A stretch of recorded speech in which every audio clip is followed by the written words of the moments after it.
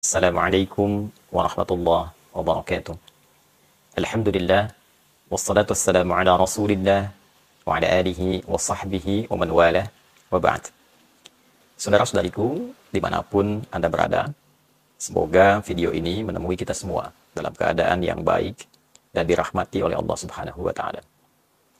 Baru-baru ini kita banyak mendengar, bahkan menyimak berita viral, terutama di media sosial dan juga menjadi pembahasan di berbagai kalangan, memicu kontroversi, bahkan juga menuai reaksi baik dari kalangan ulama, pun demikian tokoh hingga anggota dewan, yaitu seputar isu kepergian dan penunaian ibadah umroh yang dilakukan oleh seorang transgender. Di video ini saya akan memberikan satu penilaian pada dua hal, dan sekaligus menjadi pengingat untuk kita semua, terkhusus bagi seorang muslim dan muslimah. Ini menjadi tanggung jawab dari setiap ulama untuk memberikan pencerahan, pendampingan, sekaligus mendapatkan juga kesempatan yang jelas untuk memberikan pedoman yang terukur, sehingga setiap muslim dan muslimah bisa benar menjalani syariat keislamannya dan mempraktekkan itu semua dalam kehidupan. Yang pertama terkait dengan transgender, baik itu perubahan yang dilakukan secara sengaja dan keluar dari fitrah penciptaan oleh seorang laki-laki menuju perubahan yang diharapkan menjadi dalam tanda petik perempuan, ataupun sebaliknya dari perempuan yang merubah dirinya secara kodrat ingin menjadi laki-laki. Isu ini sudah lama dibahas dari kalangan ulama, bahkan juga mendapatkan pengingat dari Nabi SAW jauh-jauh hari, dan dituangkan dalam salah satu hadis yang sangat otoritatif oleh Imam Al-Bukhari dalam salah satu hadisnya, bahwa Nabi dengan tegas menyampaikan, la'anallahu al-mutarajjilat. Allah Subhanahu wa Ta'ala melaknat seorang perempuan yang merubah penampilannya atau mengesankan dirinya menjadi seorang laki-laki. Pun demikian, Allah Subhanahu wa Ta'ala melaknat seorang laki-laki yang merubah penampilannya dan mengesankan bahwa ia seorang perempuan. Nah, kalimat la'anallah, Allah melaknat, itu berupa satu larangan yang sangat tegas di dalam syariat Islam. Artinya menunjukkan bahwa perbuatan itu betul-betul dilarang. Perbuatan itu betul-betul dikecam. Perbuatan itu betul-betul tidak baik secara syariat. Untuk itu, pada bagian ini, saya ingin menyampaikan sesuatu yang sangat penting kepada teman-teman dimanapun berada, yang terkadang seringkali misalnya ada bisikan-bisikan atau pengaruh-pengaruh lingkungan yang berupaya merubah tampilan keluar dari fitrah, maka saya menyarankan, mumpung masih ada kesempatan sebelum kita kembali kepada Allah Subhanahu wa Ta'ala. Karena pada akhirnya semua pengaruh itu, semua ajakan, semua bisikan tidak akan pernah memberikan pertolongan, tidak akan pernah memberikan dampak baik kepada kita semua saat kita kembali kepada Allah dan dihisab sendirian. Penting itu dipertimbangkan, ya, karena perubahan-perubahan dimaksud, pelanggaran kepada fitrah, sesungguhnya merupakan bagian dari penyimpangan-penyimpangan yang bisa diperbaiki, bisa dikembalikan kepada fitrah asalnya. Saya sangat punya keyakinan karena tidak sedikit juga, baik yang berkonsultasi, lalu kemudian ingin merubah diri, sekarang alhamdulillah kembali kepada asalnya dengan baik. Laki-laki kembali menjadi laki-laki yang normal, perempuan kembali menjadi perempuan yang normal, menjalani kehidupan yang baik, dan patut juga diketahui bahwa segala sesuatu, tindakan, perilaku yang berupaya merubah fitrah itu akan selalu melahirkan satu kontroversi, yang kedua ketidaknyamanan dalam seluruh aktivitas kehidupan.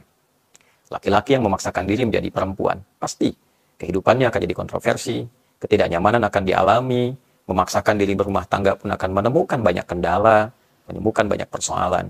Nah, ini yang penting sekali untuk diingat, untuk menyadarkan diri. Jika apa yang kita lakukan selalu ada persoalan, ada masalah, kontroversi, bahkan menyalahi hukum umum yang terjadi dan membuat kita tidak nyaman, artinya ada sesuatu yang mesti kita perbaiki. Yang kedua, terkait dengan penunaian umrah. Ini saya bagi kepada 3 bagian utama. Yang pertama, untuk hukum tentu tidak sah. Saya ulangi, untuk hukum tentu tidak sah umrahnya. Sangat jelas diketahui bahwa dari segi untuk mikot saja, mikot itu mengenakan pakaian ihram, kemudian berniat di tempat kita yang telah ditentukan oleh Nabi SAW untuk berniat. Ya, seperti kalau dari Madinah ada Bir Adi atau Dzul Hulaifah, dan di tempat-tempat yang lainnya, ada di Tan'im. Dalam mikot itu kita mengenakan pakaian khusus untuk berumrah.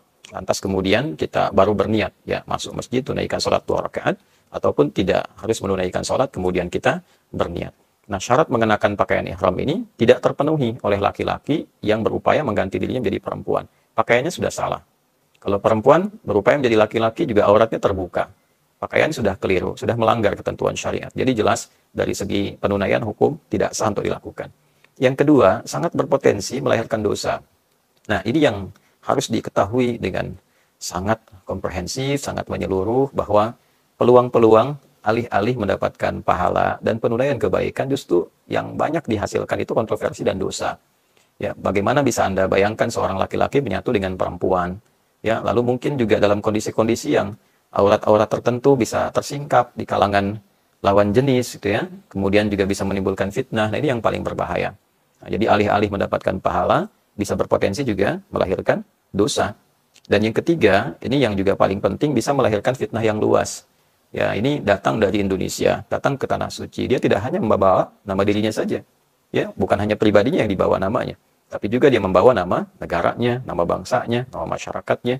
Bisa dibayangkan bila kemudian diketahui ada transgender dari Indonesia dan diketahui pemerintahan setempat, lalu kemudian mendapatkan penilaian, hukuman, dan sebagainya, tentu yang repot juga akan negaranya, masyarakat kita juga, dan juga penilaian dari negara-negara lain. Kan? Ada negara dengan mayoritas muslim terbesar, ya, jumlah umat Islam terbesar di dunia, ya, mengirimkan sosok yang kontroversial berangkat menunaikan ibadah umrah. Nah, ini penting untuk disadari oleh semua kalangan. Karena itu, yang pertama, saya mendoakan semoga kita semua senantiasa dilindungi oleh Allah Subhanahu wa taala. Nah, perlindungan dari Allah itu butuh respon kita untuk cepat meraihnya, mendekati Allah. Maka dari itu, saya sarankan dan tegaskan sekali lagi, tidak harus memaksakan diri keluar dari fitrah. Kembali, perbaiki diri, lalu berusaha semaksimal mungkin untuk bisa menjalani kehidupan kita dan menguatkan diri sesuai dengan fitrah lahiriah penciptaannya. Laki-laki sebagai laki-laki, perempuan sebagai perempuan. Dijalani, disyukuri, dinikmati. Hidup hanya sekali. Setelah itu kita meninggal dan mempertanggungjawabkan semua perbuatan kita di hadapan Allah. Yang kedua, saya memberikan saran kepada travel-travel. Jangan hanya mencari keuntungan atau popularitas tertentu dengan mengendorse dan sebagainya. Diseleksi lagi, justru memberikan peluang dengan kesengajaan, dengan kesadaran, dengan pengetahuan, itu menimbulkan potensi dosa juga dan hal yang tidak baik. Dan terakhir barangkali untuk pemerintah, baik di Kementerian Agama atau sekarang juga sudah ada badannya ya, Haji dan Umrah, juga bekerja sama dengan imigrasi, mohon diberikan pengetatan ya, supaya nanti tidak menimbulkan konsekuensi yang tidak baik dalam hubungan antar negara.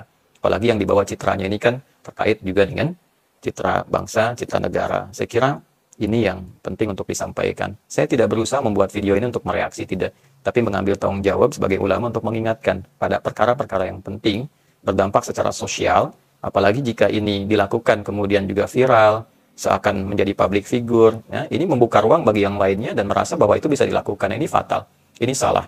Ya, sudah satu kali menyimpang, kemudian ditempatkan dalam perbuatan lain yang lebih luas lagi, kontroversinya dan potensi-potensi juga persoalannya. Maafkan kalau apa yang saya sampaikan ada yang kurang berkenan. Tidak bermaksud apa-apa, hanya mengingatkan dan juga didorong oleh rasa sayang. Tidak ada yang lain. Sekalipun kalimatnya tegas, ketegasan itu disampaikan untuk menjaga syariat dan juga menjaga sifat kasih itu supaya baik saat kita semua kembali kepada Allah Subhanahu wa taala. Terima kasih. Mohon saya dimaafkan. Semoga bermanfaat. Assalamualaikum warahmatullahi wabarakatuh.